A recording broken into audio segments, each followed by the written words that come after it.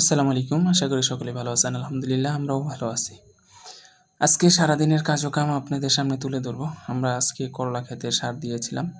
করলা ক্ষেতে সার দেওয়ার জন্য আগে মালচিংগুলো তুলতে হবে। আমরা মালচিংগুলো তুলে নিয়েছিলাম করলা ক্ষেত থেকে।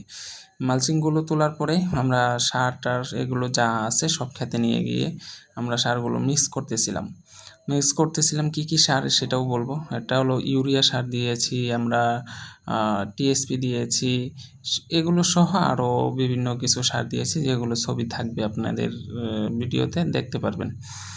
যাই হোক, অবশেষে আমরা সারটার মিক্স করার পরে কিছু সার অনেক বড় বড় ছিল যেগুলো ভাঙতে অনেক কষ্ট হচ্ছিল আমাদের জন্য।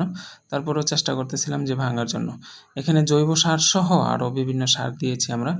অবশেষে আমরা সার বোনার কাজ শুরু করেছি।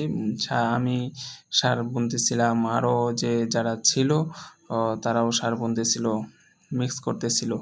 মিক্স করা শেষে আমি আর আমাদের এখানে যে নিয়মিত ৩ জন কাজ করে এই ৩ জন আমরা সার বুনতেছিলাম।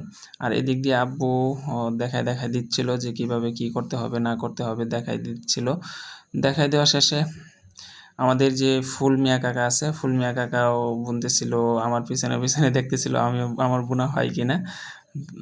আমি আসলেও নতুন, যার জন্য আমাদের পরিদর্শন করতেছিল, দেখতেছিল। এদিক দিয়ে আমাদের আরেক মনসু ভাই, সে বিড়ি টানতে সার বুনতেছিল। অনেকবার বলার পরও সে বিড়ি টানার ক্ষান্ত দেয় নাই।